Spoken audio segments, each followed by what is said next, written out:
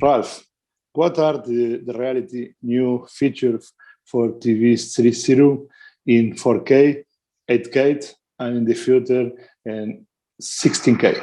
Yeah, so what we see in the requirements for TV 3.0 is that the bar is already very high. So requirements go for 2D video up to 8K resolution. High dynamic range is a hard requirement. It's Pt2 color space, which is a really wide color gamut and very rich. And it goes up to 120 frames. So the bar is already very high, but there are also requirements for immersive services like VR and the TV 3.0 requirements. And here we have also this special proposal coming from MPEG. And this is, I think, what is really new, because it goes beyond 2D television. So imagine that you watch a soccer match in your living room and that you can select just a viewing position somewhere in the stadium and look around, in fact, as you would really be there, in fact, that you cannot just watch on the screen in front of you, but you can really watch around and see, okay, the whole scene. So this is really would be a new feature that would be enabled by such VR technology. Another use case is, for example, you're sitting again in your living room, but this time you watch a basketball match. So this is the scene is much smaller, and you would be able to replay, for example, a scene around the basket when someone is marking a goal, and you could freely position around that your camera and replay that scene, for example. You can imagine similar things with a boxing match in a boxing ring, that you can replay scenes and freely position a camera around that. So all this is much more exciting. So such use cases will be enabled with the MPEG VR technology. And the first one with the big scene and looking around, this is more enabled by MIV technology. And the one when you have a smaller scene and you can completely freely position a camera around it, this is more enabled by the point cloud compression technology. That is so both is part of MPEG, and it's really exciting technology that brings us beyond the 2 dimensions that we know. Of course, the 2 dimensions have very high quality today, but this VR scenarios and use cases, we think that they will really be very exciting, notably for sports events, or also for creating or for integrating, for example, people who are at home in a game show that is maybe broadcast, and you can do such things in future. And the newest MPEG technology will be able to enable that. So I have I have no pictures here in the interview, but we have produced 2 videos that will also be uploaded to SET, and then you can watch these videos and really see how this actually looks. Ralf, the user experience is important. What is the principal goals for the user experience for watching TV in the TV 3.0? Yeah, these things that I described, also this VR technologies, so they're really usable by the end consumer. And the videos that we produced, that we will upload today or on Monday, I think they will really visually show very well how this looks. And it's really, I think, exciting what will be possible in future. So as to have more interaction, and that you're not just watching at something that a director prepares for you, but you will really be able to watch around by yourself, or even to position a camera around the scene. For example, if it's a limited scene, of course, such as a boxing ring, as I said, or a basketball court, in fact, and that is not too big. This can be captured then with such as a point cloud, for example. And then once you have the content in the point cloud format, you can really watch everything from every position, and this gives a complete freedom. You can play things back and look how this happened, in fact, and how the player, how he got really the ball in the basket or whatever.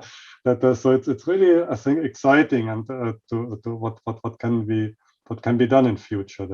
And this is already part of TV 3.0 from requirements perspective, and MPEG developed already technology that would enable that. And it can be implemented also very quickly on consumer devices, which is of course important, that it can be quickly on the market then. Ralf, the another question is for the deployment for the TV 3.0. Okay, and my question is this. This is a proposal, okay? This is a deployment. This is a political decision and technical decision. But what is the future for the TV? The future for the TV is the another deployment, the another technologies. For example, I say you, the future is, for example, in the Olympic game in Beijing, is possible have a 16K. This is a future. The future is the video all time is at too much quality. This is a future for the TV, a quality and audio quality and video quality for the experience for the people is watching. Yeah, so I think that it will be possible to deploy the proposals. So the requirements in TV 3.0 are very high. So the bar is put very high to 4K, 120 frames, wide color gamut, HDR for video, and of course there's also immersive audio, so 3D audio technology. So I think the bar is very high for broadcast and also for broadband. But we see today already that many 8K TV sets are coming to the market, so they have also competitive prices. So from the TV set itself, it will be possible for video. Also HDR TV sets are more and more on the market. So now it's really the question, okay, how to get really the right signal to the TV set, that really the TV screen can be used. If it gets just a 2K signal, HD signal, and you have 8K pixels on the screen, yeah, there's a mismatch. And I think here TV 3.0 can help, in fact, with the requirements, and of course also with the technologies that have been proposed. For example, in the earlier questions I answered, okay, that we proposed VVC, which is the newest video codec, and this will also be ready, this technology. So there are encoders in development at the moment. So Atemo, for example, announced an VVC, a real-time encoder based on the Titan product line. Fraunhofer HHI, they have also made software available, VVEng and VVDEC on the BSD license, so that this can be downloaded and tested. Also Bitmoving has an encoding platform planned with VVC. So a lot of work is ongoing here to prepare really that, because okay, for 8K, in the end, you need a very high performant video codec, and this is VVC. And also from the decoding side, chipset manufacturers are preparing that because the specification is ready, and chipset manufacturers were also part of the development process for VVC.